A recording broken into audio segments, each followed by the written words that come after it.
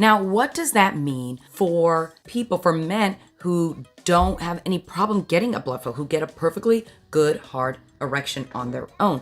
What does that mean for them? What can it do for them? Does it make erections harder, longer, stronger?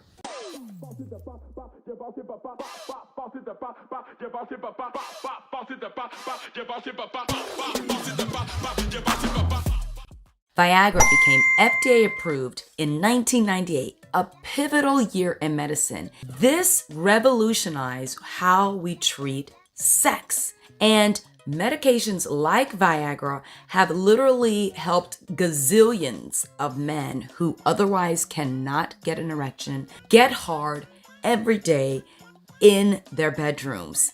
Thank you.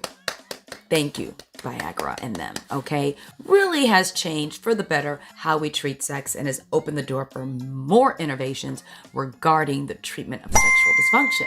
Now, that's all good and great, but what we need to talk about, what's happening that is not mentioned oftentimes, is the recreational use or abuse, I should say, of VIAGRA. That is the use of prescription medications like Viagra for ED in men who otherwise do not have ED, in men who have perfectly good, hard erections and don't need help, but are using it to get a super erection, I believe, like mega erection. So let's get into what this means and what this might imply.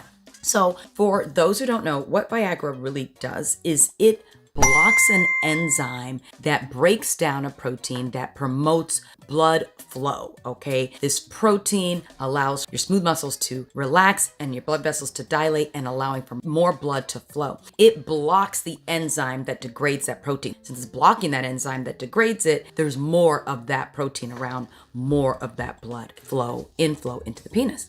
And that's how it works. Now, what does that mean for people, for men who don't have any problem getting a blood flow, who get a perfectly good, hard erection on their own? What does that mean for them? What can it do for them? Does it make erections harder, longer, stronger? Well, we know the answer.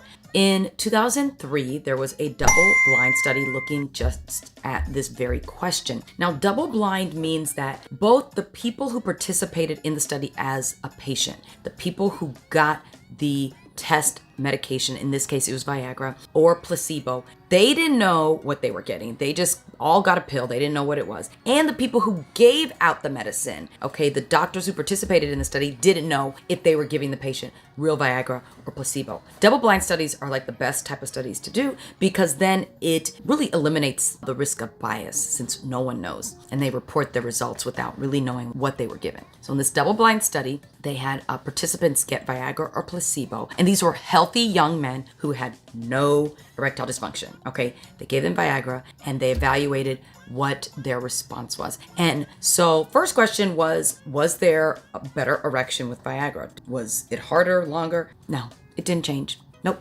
erections was the same. Viagra didn't give a harder, more firmer erection in patients who already had normal erections. So they looked the same whether you got Viagra or placebo. Now, what they did find was that this refractory period, that's that, that refractory period from when a man ejaculates before they can come back for round 2, that period, that did shorten significantly with Viagra. So on average, it was about 15 minutes in this group. You can know that those are young men in this group because a 15-minute refractory period is already pretty darn good. Okay, so on average 15 minutes before Viagra, down to 5.5 minutes on average with Viagra.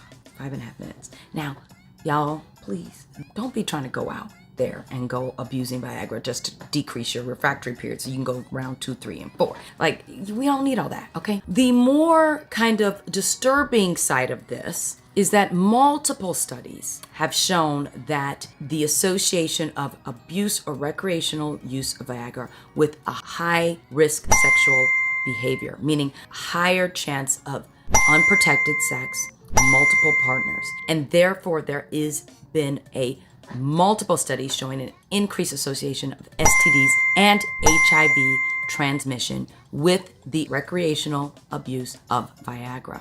Recreational use of VIAGRA is often combined with the use of illicit drugs, especially stimulants like meth and cocaine, in an attempt to have enough energy and stamina to go for very prolonged periods of times with having sex. A study of undergraduate men across the United States using recreational VIAGRA found the use of recreational VIAGRA was independently associated with increased number of sexual partners over the lifetime, an increased number of one-night stands, and the use of illicit drugs. Bottom line is, we all know the right answer. The abuse of prescription medicines when you shouldn't be taking them can have side effects, interact with other medicines that you may be taking, exacerbate medical conditions that you may or may not know exist in you, and put your body at risk. But more specifically, the abuse or recreational use of VIAGRA is associated with the increased risk of high-risk sexual behavior and STD and HIV transmission